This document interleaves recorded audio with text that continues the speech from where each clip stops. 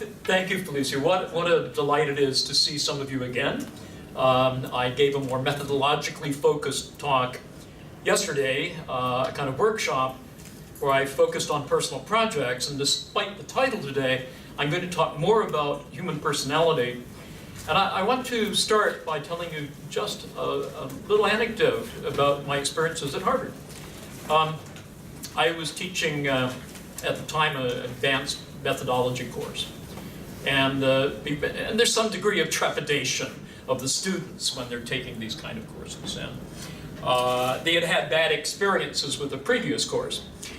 But before each lecture, the students, some of them were there half an hour before the lecture, and I usually am. And so I would go up to them each day and say, "Hi, how you doing?" And the answer would be, "Fine."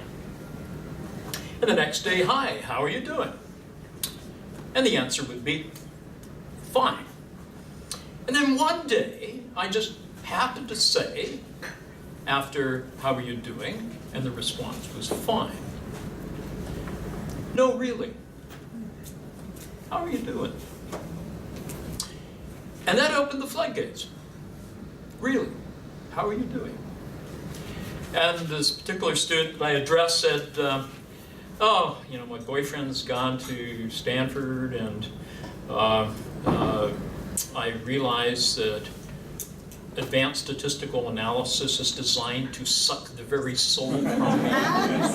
And the other kinds of things that graduate students say, or undergraduates even say when they're confronted with the "no, really." It would not have been forthcoming. "Have a nice day." "Thank you."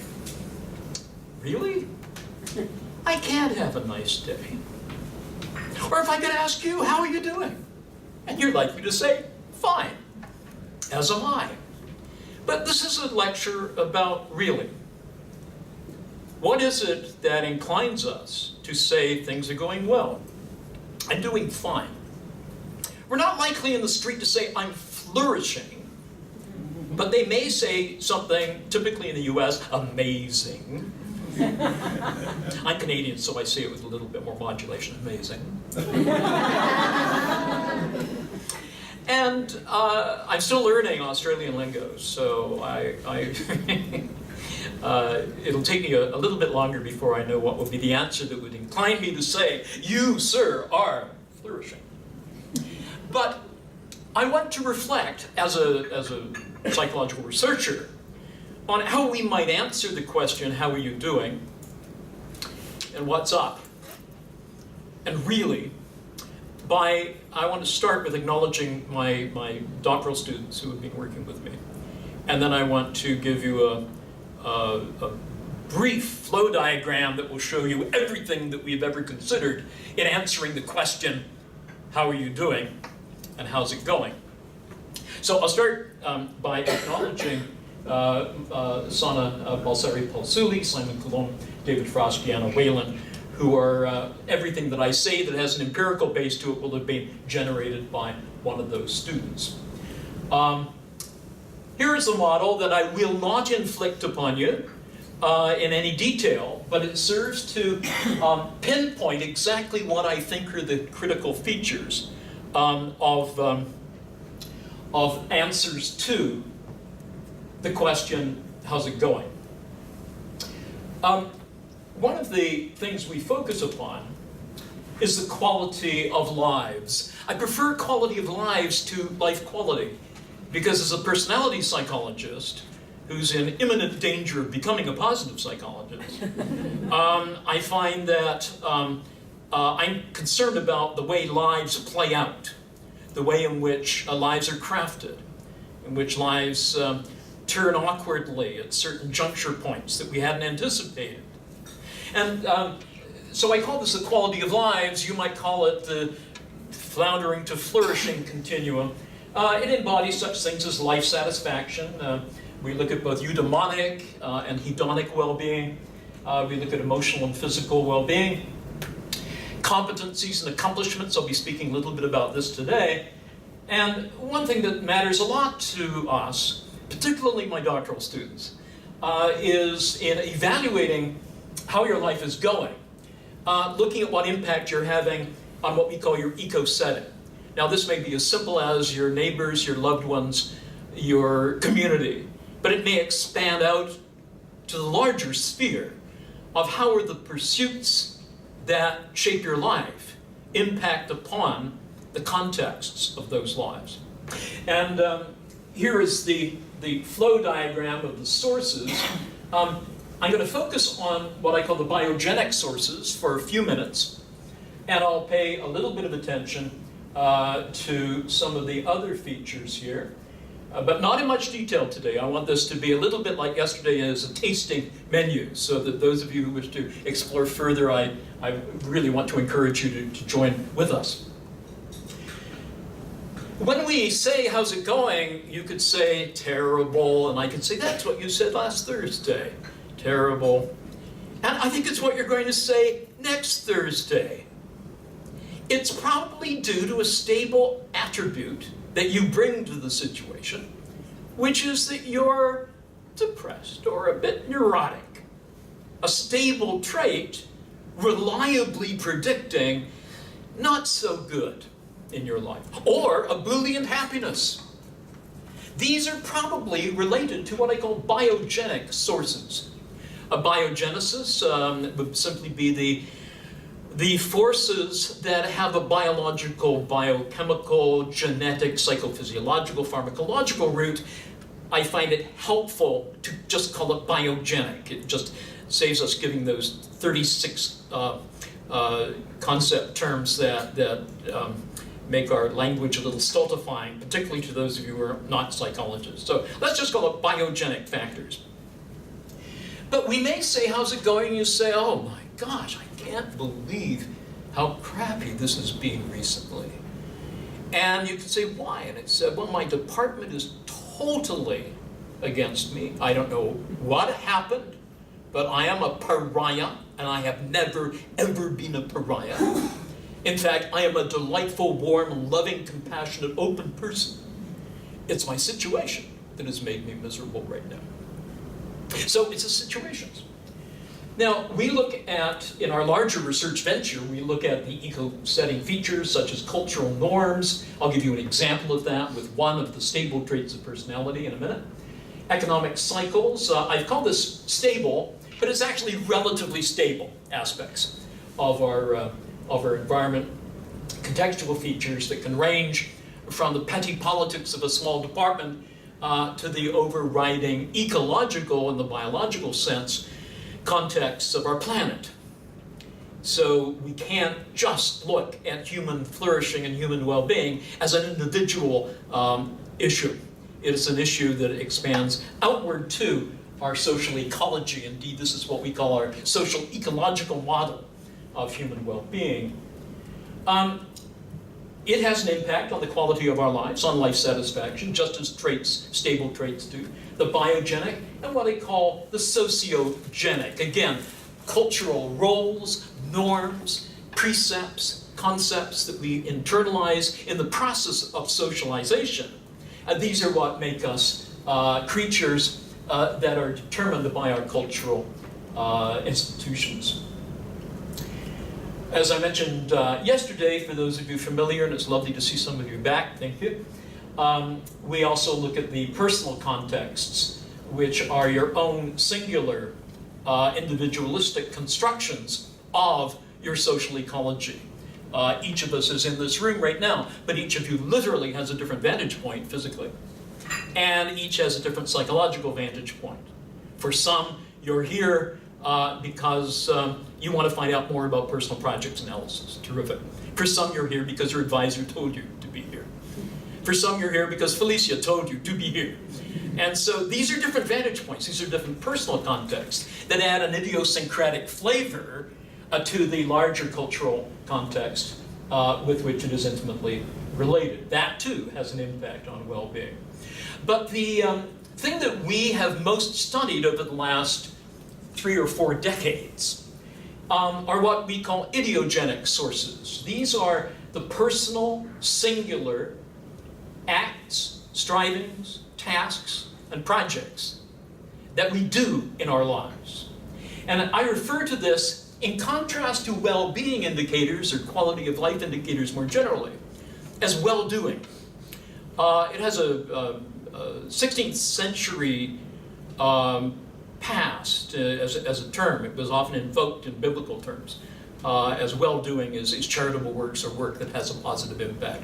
But I'm appropriating it for a more current context by emphasizing how it looks at the acts, the action, the projects that we engage in as a source of the answer to the question, how are you doing? No, really. Let's find out what your projects are. Let's find out what you're striving for. Let's find out how things are going in the context of those pursuits. That is my argument, which I'll elaborate before I finish today. And they too have links with biogenesis and with sociogenesis and profound implications for the quality of our lives. So that's where we go in the larger picture. Now today, in contrast with yesterday, I want to focus for a little bit on the biogenic aspects of how's it going. And here, I'm going to draw upon the Big Five. Some of you have worked well, and some of you have clarified the factor structure of the Big Five in this room. I'm going to take this a slightly different direction. I'm hoping to seduce you for 11 minutes, to convince you that the best answer to the question, how's it going, is to be found in the stable traits of personality with which you entered the room and with which you will leave the room. I want to convince you of that. And then I'm going to turn. And I'm going to say, really? Is this all we are? I think it's absolutely essential that we establish the former before, in a more sophisticated way, we can turn to the latter. So let's go. The Big Five personality traits spell out an acronym, OCEAN. And the first, or you can make it canoe if you're so inclined and you like anagrams. Open to experience is the first of these, and it's contrasted with the closedness. And incidentally, it might be of interest to you to know that it is literally impossible for adults to lick the outside of their own elbow. And did you know that how you responded to that piece of information probably tells us something about your biogenic traits of personality, as I'll try to exemplify here. Open to experience individuals. I'm going to talk about each of these in a second. C is conscientious individuals. E, extroverted versus introverted. Agreeable versus disagreeable. And neurotic versus stable. Let's take each of these for a second. Open individuals. I'm just going to give a few key adjectives that describe how they are and how this might have implications for the way they live their lives. They are high on alacrity, is a term I like to use a lot. They're there, ready to get engaged with whatever is going on. Open to experienced people, yeah, they probably tried to lick their elbow. I suspect they did. Those who are close to experience, less likely to have done so. They're curious, they're exploratory, and they're creative. And I think under creativity, I had the great fortune at Berkeley, I have to say that was in the mid-60s as a doctoral student, that the marvelous studies on creativity coming out of the Institute for Personality and Assessment and Research were examining individuals who were prepotently creative, who were among the world's greatest innovators. And so it included people like Frank Lloyd Wright, although he was unable to come, but it was people of his status in architecture, in the fine arts, in physical sciences, in industrial science, in writers. And they found a current, there was a common pattern of personality associated with those highly creative people in contrast to those who were less creative.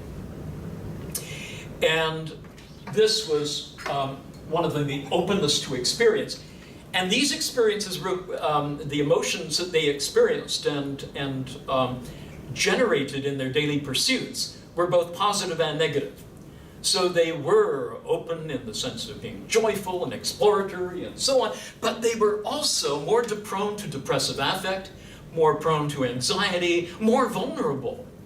And so you have the highly creative person in music, in art, in science, is the person who is open to those emotional experiences for better or for worse. And it means that they can often be a pain in the neck to work with.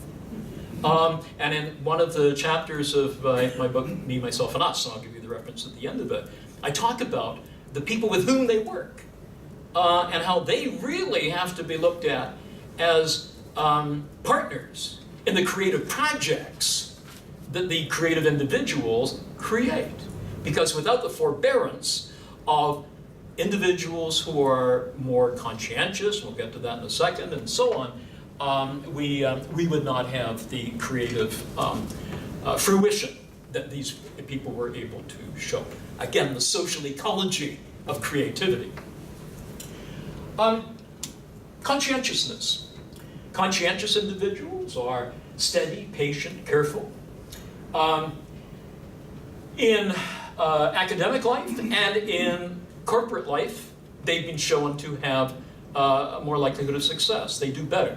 They get along and get ahead in ways that are propitious for their professional lives, for example. Something perhaps more surprising is those who score high on conscientiousness are also more likely both to live longer and to be healthier along the way. Possibly this is due to the conscientious person's tendency to stick to health regimens. And so if the physician prescribes some kind of health regimen, the conscientious person is likely to live up to that. They live longer and so on. The studies on that, Peggy Kern in Melbourne has been doing some really interesting stuff to show that it actually does predict death at a rate that is equivalent to having cardiac problems. So this is, the trait of conscientiousness is really quite intriguing. Would the conscientious person have tried to lick her or his elbow?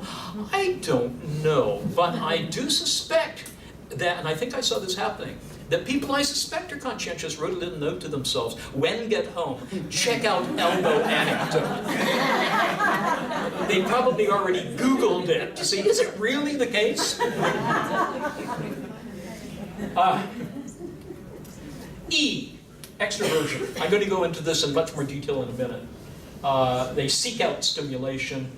They seek rewards. Their interaction style is intense, and I want to say something about that in more detail in a second. With respect to licking elbows, I suspect they tried it, and if they were unsuccessful, I suspect they successfully licked the elbow of the person sitting next to them.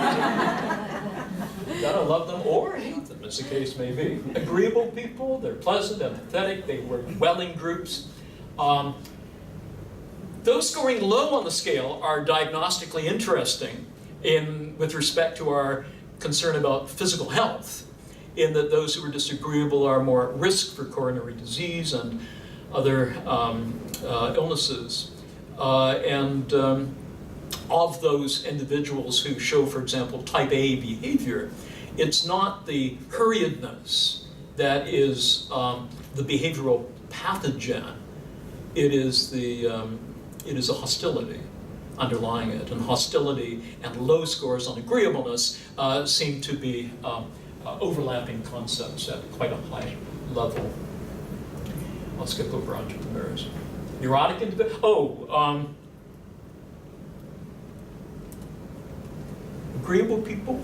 They're so nice that they probably have sort of felt that they should show a slight inclination towards doing it, but stop short, whereas the extrovert would have gone slurping. So agreeable people are not just compliant, but they engage with the moment to avoid conflict. They're conflict avoiders. This has both positive things and negative things, and it may well be that disagreeable people may be more important for advancing the projects that matter to the larger ecosystem than agreeable people. I may reflect on that in a few minutes if I have a chance. And certainly when I allow questions at the end, I encourage questions at the end where we can explore these things. Neurotic individuals, anxious, depressed, vulnerability. These aren't necessarily clinical phenomena. These are in the major personality characteristic, normal personality range. At the extreme, they would blend into psychopathology. But feeling anxious, feeling depressed, feeling vulnerable, a characteristic of the neurotic individual. They seek to avoid punishment, and they probably could be regarded as highly sensitive. The term neurotic is quite pejorative. I think we might do better in understanding the nature of people's lives if we regarded the highly neurotic person as a highly sensitive person. This has, again, value for us. They're like canaries in mines. That the neurotic person probably is aware of things that are little frissons of discouragement in your department, or the slight increase in tension in the household. An agreeable, stable person is maybe unlikely to see that. Everything is terrific. The neurotic person, the sensitive person, is likely to say, no, it's not. How's it going? Not too well. This is related to the biogenic side of things. I hope I'm creating the image that you bet how are you doing is related to relatively fixed traits. That's what I'm intending to do, but remember, something's coming up. In fact, we can even begin to look at the biogenic factors underlying these expression of these traits. So some of the work, I know some of you are familiar with it, and it's wonderful to see you here, of Colin DeYoung at the University of Minnesota, has shown the link between higher order Big Five traits and biogenic properties. For example, and I'll just do this very briefly, but extraversion and openness cluster together as a hierarchically higher order personality construct. And they seem to be, the term I prefer, it's not one Colin prefers, but I do, is it seems to signal engagement. Open and extroverted. What's next? Engagement with the world. But there's an independent line, and it seems to be linked to dopaminergic pathways in the brain. Conscientiousness, agreeableness, and the opposite of neuroticism, stability, seem to be characteristic of what Colin calls stability, and I agree that's a good term to use. Conscientiousness means that you play by the rules and get things done. Agreeableness means that you don't stir things up, so you're easy to work with. Stability, in contrast to neuroticism, greases the skids very well, and so you're able to work well. These are stabilizing factors within our everyday discourse and intercourse with others. And it seems to be linked to serotonergic pathways in the brain. So for those of you with a biological orientation, it's very exciting to those of us who look at this comprehensive social ecological model to pin down some of the links between the different boxes that we're concerned with. I'm going to focus on extraversion for a second because it helps to do quite a bit of work in helping us understand these things. Optimal level of arousal. This is an old model of extraversion that has subsequently been supplanted by what I just alluded to, looking at dopaminergic pathways in the brain. Is now taking precedence over the arousal model, but the arousal model does some work for us that I just want to use, fully aware that most of the people working in this area are looking at it in a slightly different way now. I want to talk about snoring and soaring at ACU. There is what we call an optimal level of arousal, and right now you can experience it. For some of you, you may be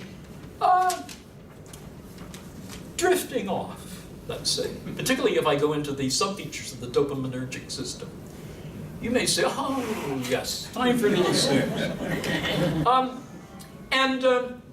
Others of you are alert. In fact, you're saying, hey, that's really interesting.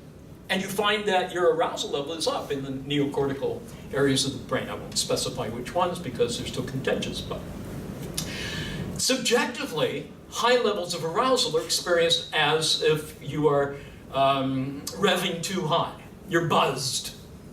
It's not unpleasant necessarily. It can be pleasant at a party. You seek it out. But it's not conducive to carrying out your tasks effectively. You're too buzzed. You're too up. You're too over the optimal level.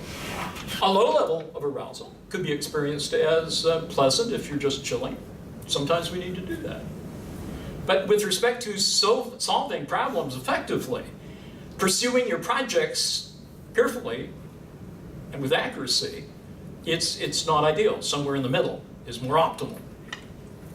And you might experience it right now, and I put it in the slide ahead, the snoring and soaring at ACU.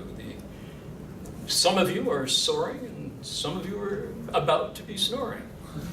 Can you predict whom on the basis of extraversion, introversion as a dimension of personality? Yes, you can. I skipped that slide for some reason. One of the things that is really interesting in the psychophysiological literature, particularly some of the early psychophysiological literature, is that those of you right now who are experiencing a degree of overload, that you're sort of too stimulated, I'd like to think there's one or two of you, tend to be the introverts. And those most at risk for what we technically refer to as coma at this very moment are more likely to be extroverts. And the reason is that extroverts, this is the contentious part, can be seen as chronically under the optimal level of stimulation. It's a bit more complex than that, but it helps advance my argument if I just simplify it that way. Extroverts need to seek out stimulation in their environment. Introverts need to gate that stimulation, shut it down a bit. Introverts can often be misconstrued as unsociable, when actually they just learned that when you're trying to solve a problem at ACU, that it's better for you if you get away from the magnetic, pulsing group of extroverts and solve things by yourself and then come back to the group. You're not antisocial, necessarily. You may be, but not necessarily. And I think this is, we just don't realize this among our introverted friends and colleagues. That's what I call first nature. And first nature is our biogenic dispositions, relatively stable. Second nature is our sociogenic, from that overall model, the sociogenic influences. And I can illustrate that, again, with respect to extroversion, quite nicely. People in different countries have different levels of expected extroversion. Extroversion is not just a biogenic disposition, it's also a cultural trait. It's something that, there's a script that we learn how to be extroverted. Speak up, dear.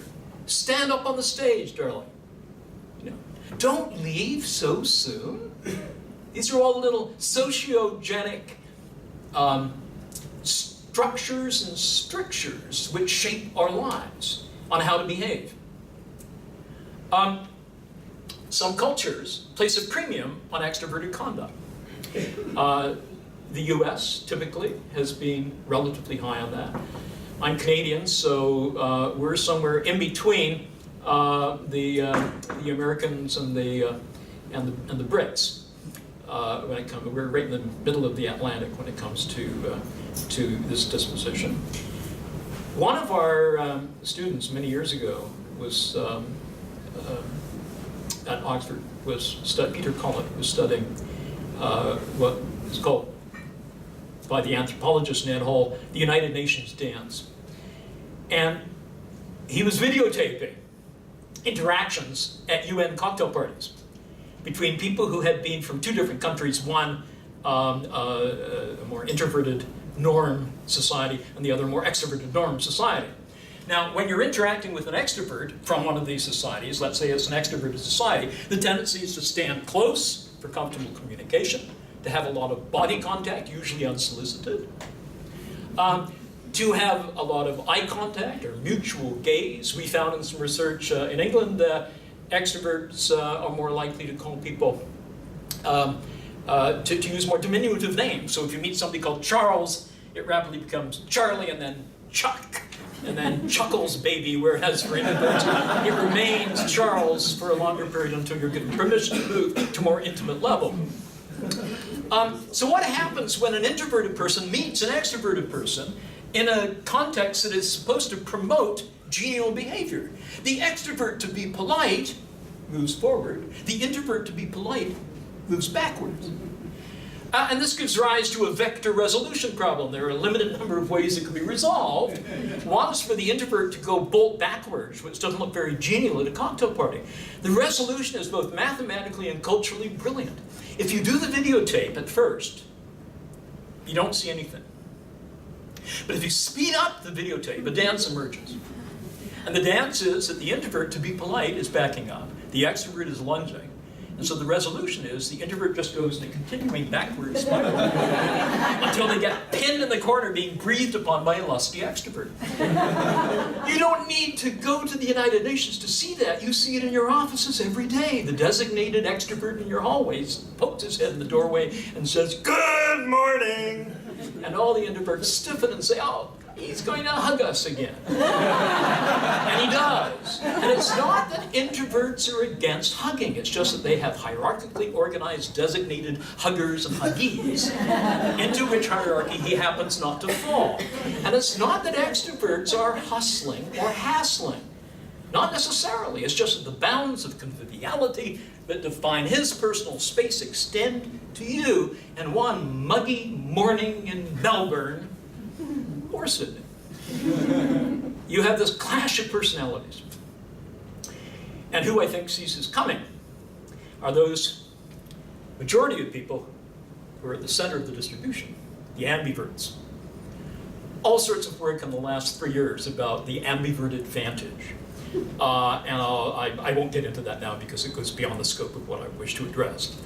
But they're the ones who can often say, "I saw this coming 6 months ago." Boom! And there's also a certain degree of smugness along with their very admirable traits. We speak differently. Now I have to confess something to you. I am as biogenically introverted a person as you will ever find. Those of you who tried to find me before my lecture, I was hiding somewhere. I'm not going to tell you where because I may do it again. Right in the middle of my lecture, you never know. I can't drink coffee after 5 o'clock at night, expect to sleep, all the biogenic aspects, that's me. It's partly genetic. There's a strong genetic tendency for all of the big five. You know, the heritability coefficients between 0.40, 0.60, for you familiar, those of you familiar. So that it is a biogenic disposition that impels us to act in certain ways. But you need to know that I am that, because we speak differently than those of you who are extroverted. Extroverts prefer black and white, concrete, simple language. Those of us who are more introverted prefer parenthetical, contextually complex, contingent, weasel word assumptions, more or less, as it were. Just like that. I had a consulting contract I shared with a colleague who was as different from me as two people could possibly be. First, his name was Tom, and mine isn't. Secondly, he's 6'5", and I have a tendency not to be. And thirdly, he's a card-carrying extrovert. I am certifiably introverted. And we had seconded to our project a person from an accounting department, and he just about brought the whole project to a screeching halt. And the person who seconded him asked both Tom and me what we thought of, let's call him Michael, because that was his name. Tom responded in classic extrovertese, and I'll tell you what he said in a minute. And they said to me, "Brian, what do you think of Michael?" So here's what they thought I said. It may have been. Michael has a tendency at times of behaving in a way that some of us might see as perhaps more assertive than is normally called for. And Tom just rolled his eyes. He said, "Brian, that's what I said. He's an asshole." Now, as an introvert, I might gently allude to certain assholic qualities in this man's behavior, but I'm not going to lunge for the A word. But as an extrovert, he says, if he smells like one, if he talks like one, I call him one. And conflict can ensue. And if you say to one or the other, how's it going? Not so well. I'm working with this idiot. Is that all we are? Is that it? I'm going to go over this. I think there's a third source of what we're like in our lives. And it was in the model under these ideogenic sources, the personal projects of our lives. And personal projects would be such things as coming to Brian Little's talk today. Most of you did. Some of you are staying. It is resident with many other personal projects with which you were involved. Some of you can't come today. We're not able to come. We were talking to the taxi driver yesterday, he said on. And basically he said, it was with respect to why aren't people protesting some of the urban development in Sydney? And I think he said, didn't he, Felicia? Well, sometimes they have other personal projects. And he must have wondered why. I said, whoa, whoa. I mean, if taxi drivers in Sydney know it just like that, why have I spent 30 years studying it? And personal projects, among many other things that we discussed yesterday. So I'm not going to get into the nitty-gritty of the assessment methods or even our findings with personal projects. I want instead to address the question, is that all we are? Are we just the playing out of traits? Or are we just a product of the situations and contexts that we're exposed to? And I don't think we are. I think that the personal projects allow us, both as analysts and as people living our own lives, to experience what I call WIT. W-I-T. It allows us to winnow down what really matters to us in our lives, our personal projects, from all the things that we could be involved in. Here are our personal projects. Tell me about them. Are you going to follow your boyfriend out to Stanford? Is that on your project list? Have you taken a math anxiety course? What are you doing? What are you doing? And one of the things that projects do is they encourage us to act out of character. And in the time that I have left, I want to say something about acting out of character. It has two meanings for me. It's a term I thought fit quite nicely with what we understand about the students we teach, the partners with whom we live, and our own lives. We may score on a Big 5 scale, which incidentally you can take online, just Big 5 scales. You can get your scores on all of those 5 dimensions. It's easy as pie. Some of them are very reputable devices, any that are associated with a group called, has a webpage called outofservice.com, which is a brilliant title. Has some instruments developed by Sam Gosling and others who are very well-known personality researchers. So you could take the Big 5 online. And let's say you score as an extrovert. The truth of the matter is that if we observe you, you're not always extroverted. Sometimes you're engaged in what would be described by others as very introverted behavior. You're not always agreeable. Sometimes you're very disagreeable. You're not only neurotic in a simple sense, you're complexly neurotic. It's about your health, you're neurotic. Your relationships, stable as can be. In other words, well-being seems to be invested in the personal projects that matter to us, our health, our grandchildren, our getting our PhD, or trying to understand my cognitively frail mom, who's breaking my heart. These are the personal projects that may enjoin us to act out of character. A naturally agreeable woman, or man, but in our research, more often a woman, who is trying to take care of her mom, who can't get into a care facility because of some administrative red tape. That woman for all of March is miserable, feisty, and a pain in the neck with the administrators of the hospital. Why? Is it wrong for us to call her agreeable? Is that a source of unreliability in her agreeability score? Perhaps, but I think a better way of looking at it is that this is a free trait. She's disagreeable because she's advancing a core project. Help mom. No holds barred. Help mom.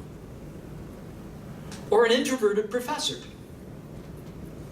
may not be seen as introverted by her students or his. We might be seen as very extroverted. Why would that be? Because of what I would call the personal project that matters certainly among the top 3 in my life, which is my role, I am a professor, which means that I should be professing, which means to convey with passion what I believe to be true, no holds barred. And if at 8:30 in the morning it means getting the quantitative methods students laughing, so be it. Because it will also get them to see the newfound delights in heteroskedasticity of predictive variables. That's good. That's good. That's a project. Is this safe? Careful. Can we act out of character protractedly? I don't think so. Sana Balseri-Pausuli, one of the students I put up at the front, just finished her Cambridge dissertation with me, PhD dissertation, where she was looking at some of the pretexts, some of the concepts of what we call free trait theory. When you're acting as an extrovert, though you're biogenically introverted, we call that free trait, a free trait behavior. It's free trait. It's something that you agentically do, enact, in itself, a project, if you will, in order to advance something that matters dearly to you. Can you do this with impunity? No, you cannot. Was what I posited back in the early 90s. That there are costs of acting out of character. We may be depleting, in the Roy Baumeister sense, with whom you're familiar, I know, we may be depleting our resources by acting out of character. Are there benefits to acting out of character? Yes. Why do we act out of character? Well, I think we do it for 2 main reasons. One, out of professionalism. You rise to the occasion. And also, out of love. You realize now, maybe, that for the last 12 years you've been acting out of character because you love David. He's the outgoing one. You're not really. But the sociogenic claim of David's family and the loving appreciation of David for when you act out of character, which he may not have even realized was happening, is really what I believe explains your answer to the question, Angie, how's it going? Not too well. Because you're burning out. Are there ways in which we can mitigate the potential costs of acting out of character? I think there are. I think we need what I call a restorative niche. The favorite example I've used has been that when I sometimes lecture to groups where I'm going to give a part 1 and then a part 2, at the break, I often disappear and go to the men's room. But often I get assailed by real extroverts who recognize my feet. And one of the things that introverts do is they scan their environment in such a way that they're very sensitive to predators. And an extrovert, a real extrovert, is a predator to those of us who are introverts. And I remember one occasion in which a fellow who was a military group where he came up next to the cubicle I was in, and in his gruff voice, he said, well, he preceded this, if I can put this, I don't know how felicitously I can put it, but I heard various evacuatory noises, unmuffled, which we hate. We actually felt, as introverts, we flush during as well as after. And then I heard this gravelly voice saying, hey, is that Dr. Little? As an introvert trying to muddle through life and its vicissitudes, it's hard talking on the john, or whatever you call it in Australia. So what I do now, and I'm going to do it in 8 minutes from now, when I go to the washroom to lower my level of neocortical arousal, I put my feet up so that nobody sees me. I swear one of these days a real extrovert will come underneath and say, got you! That will be the day I die. And so these restorative niches are really fascinating. What Sana has been doing at Cambridge has been testing out free trade theory in terms of the cost. And in the original article I wrote, I said that free trade theory may be wrong, which I don't think we say enough in research. I could be wrong with this theory. And she showed that I was partly right, but I was partially wrong. The people who are most vulnerable to emotional costs of acting out of character, as it turns out, at least in high-tech companies that we studied, were extroverts who have had to act as pseudo-introverts in their workplace. And so what she was able to do, and I recommend her dissertation, which we're going to write up in the next few weeks, I hope, to those of you who are interested in this, she looked at various restorative niches that introverts have. A quiet walk at lunchtime, running alone. Extroverts also run, they run in groups. Different restorative niches for different individuals. I think that meaningful meditation, mindful meditation, is a restorative niche for those who are overstimulated. Incredible resource. And so we can talk about restorative niches. We can also talk about restorative resources more broadly. For those of you interested in causal paths and all that, traits do predict well-being. We all know here in the IPPE, which incidentally is simply world-class. I've never had such a stimulating time as talking to some of you yesterday in the kind of talks that I give. You guys are just incredible. And with this group, I think that it's important to realize that restorative niches can provide us with what I call a solution to a free trade agreement. The free trade agreement is that I will act out of character to love you and to show you that I can rise to the occasion as a professional or do something that is really not me because I love you, if you will grant me a restorative niche. And some of the niches that you are creating in your work here, some of the resources that you provide are just marvelous. I want to close. Actually, there should be 4 minutes, 12 seconds left. And if there is, I'd like to close with an invocation.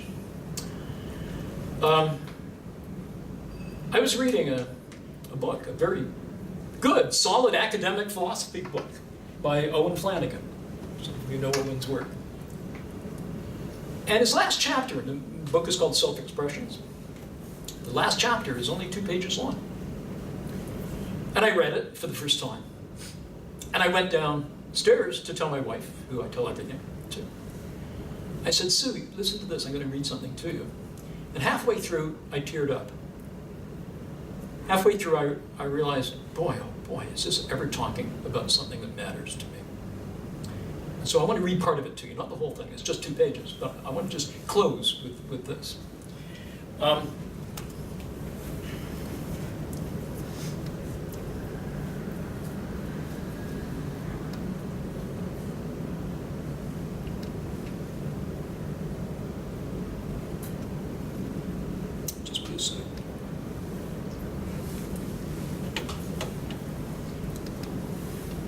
He invokes the notion of a dance.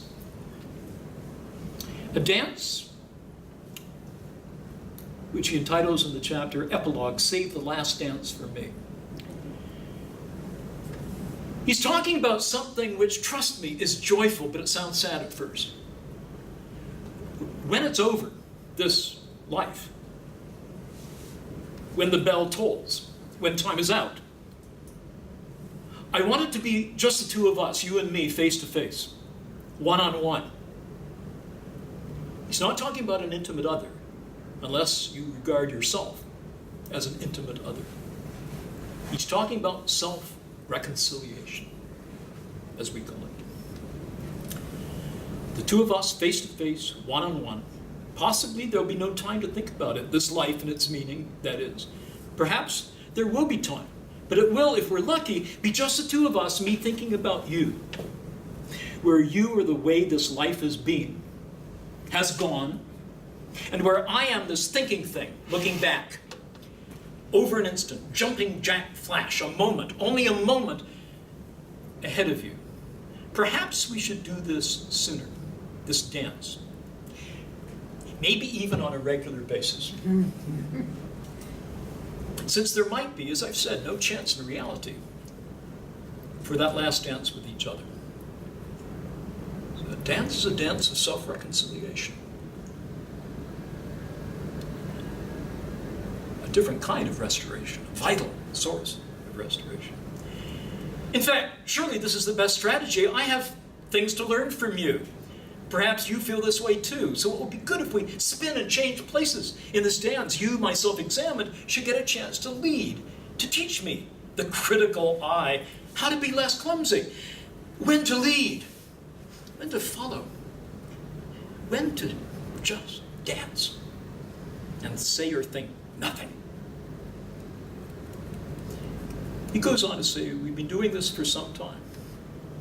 But then he closes with a wonderful invocation. Let's make believe this will happen, that it must happen, a final reconciliation. Then this is what I want to say. Darling self. Isn't that a lovely way of it? Darling self. It is inevitable, but it's also my wish that you save the last dance for me. Never mind the clumsiness, we know each other well by now. And let's hope this seems both romantic and reasonable, that value is detected as we embrace and look into each other's eyes.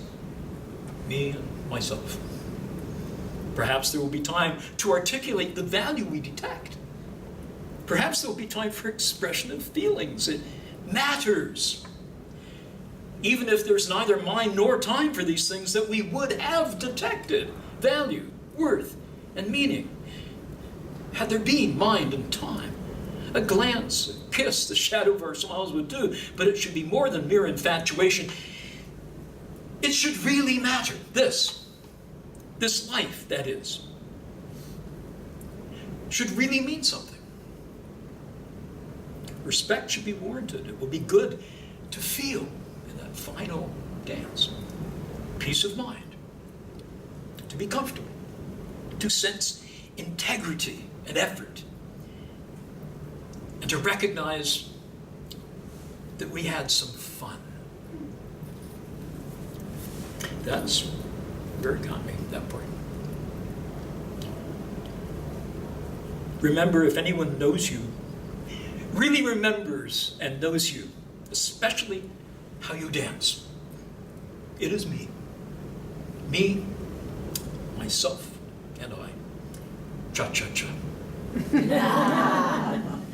In the closing paragraphs of my Me, Myself, and Us book, I expand that to include reconciliation with others. But on that note, I would love to thank you for coming. We have coffee waiting. I'm happy to answer a few questions. I'm even more happy to answer questions one-on-one. This is an extraordinary Institute for Positive Psychology and Education. It is thrilling to be associated with you. I think we may have planted a few collegial seeds. I have enormous respect for you, and thank you for allowing me to give you a few words. Thank you.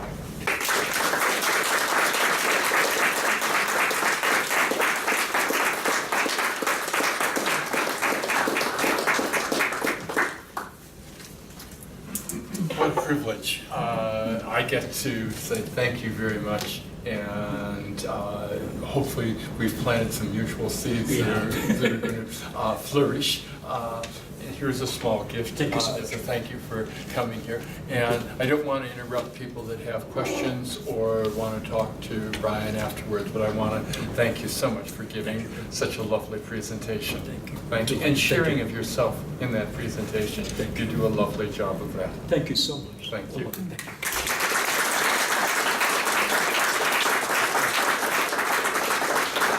I know that some of you need to go, so do feel free to do so, but I'd be delighted to answer some questions now. Yes? Hi, Professor Liu. I was wondering, you briefly alluded to this in the nature section. However, I'm actually wondering, from your knowledge, to what extent are our whole personalities biologically predetermined and inherited as opposed to being nurtured from environmental stimuli? I think, it goes back to when I was a grad student, they called it the nature-nurture debate. We no longer do that because we now know that nature is nurtured and that there are interplays between biological dispositions that have a genetic component and cultural factors. One of the most interesting, there was an article in the New York Times Magazine about 3 months back that was looking, and I can give you the reference after if you would like, that was looking at reporting on some fascinating research out of UCLA, as it turns out, on how the genome, the human genome, is influenced, shaped, in part, by social cultural factors such as loneliness. And so individuals who experience loneliness in their lives, they have shown in this research, have actually changed the genomic structure. This was unthought of many years ago. There were hints of it. When I first went to graduate school, I wanted to go in neuropsychology. That was my field of background. And I was excited by the work of David Kresh at Berkeley, where they were stimulating the environments of little rodential creatures. And those who had, they called them, they made more elaborate bases, they called it toys and friends that they provided the little creatures. And they had actually higher brain weights after being exposed to complexity. And this was, again, this is the beginning of the behavioral plasticity, the neuroplasticity movement. So right now, everything is up for exciting reconstrual, that the biological and the cultural tend to converge, and you just can't disambiguate them. They're part and parcel of the same developmental trajectory. Yes? Yes. I'm hesitant because this is not my field. All the better. All the better. Right. Yeah. And I just wanted to let people who are from here. I loved your model. Thank you very much. It's very clear to an outsider. I won't tell you what my field is. Very clear to an outsider. And I understood that synchronically at any one time, Yes. all these things are interacting. Yes. And the dynamics of that balances are changing. Yes. And that over time, diachronically, you're also having the same thing. And my question is, neuroplasticity says we, in effect, we can change anything, almost anything. Okay, so how does that fit with what I understand to be your relatively fixed categories of Yes. biogenic, sociogenic, Yes. which make a lot of sense in their interactions. So how does it fit? Where would you, all these things are interweaving, where do you weave neuroplasticity into that? Yeah. In the model that I didn't elaborate, no, I think it's a terrific question, and if we got 10 years, I really can answer it because it's. I'm too old. Yeah, me too. It's getting right into the very heart of some exciting collaborative ventures that we're engaged in right now. We have, I see them as meeting, converging in that idiogenic box where you're impelled by biogenic dispositions Knowing that I have biogenic introversion helps me understand why I show an initial resistance to certain things. Knowing my wife is agreeable gives me wonderful predictability in knowing how our life will proceed. But looking at it cold-heartedly, those dispositions have mutated from a simple disposition to a more shaded disposition, greater contingency, greater tendency to not express it at various times. And compounded by that is our dispositions help us create the contexts that influence us. So that an extrovert is more likely to go to parties and the party influences you. A disagreeable, non-conscientious person is likely to find themselves in mixing with gangs, let's say in youth culture. And consequently, who's to say which egg and which chicken are the causal mechanism there? There are statistical techniques, we've got one of the great experts on that topic right here, that can disambiguate the causal chains on these, which take fairly advanced research design. And maybe you were in such a field, but there are ways of unpacking it. But I see one of the reasons I like to look at projects and how they cause us to act out of character, and they cause us to create new situations. Our project will create a new box for us, which is our personal context that we create. And that's reflected in neural pathways. Yes, exactly. And so now, I guess it runs into the problem that everything is so overdetermined that it's enough to make a path analyst, sort of have an anxiety attack. And I appreciate the statistical implications of that. I really do appreciate it because I struggle with myself. But we are complex creatures. And I think the complex models need to be devised to tease out the complexity, to find the signal amidst the noise, of course, because some of this is random. But I see it happening right in IPPE. The scholars coming together, some of you dealing with the biogenic aspects of personality, some of you the experts in the self, some of you in self-determination theory, who have the overarching motivational structure that can make sense of all of this, coming together, and in what we laughed about yesterday is methodological conceptual synergy, a term that I used independently and discovered to my delight that Herb's used to describe some of the activities of this group. And I think the research going forward is going to be terribly exciting. I'm not sure that answered your question. It does. Does it? Thank you very much. Okay, Yes, thank you so much. I'm able to put them together. Yeah, great. Anything else? Well, the extroverts will want some coffee. The introverts will be following me to the men's room. So let's plan to see you there. Thank you.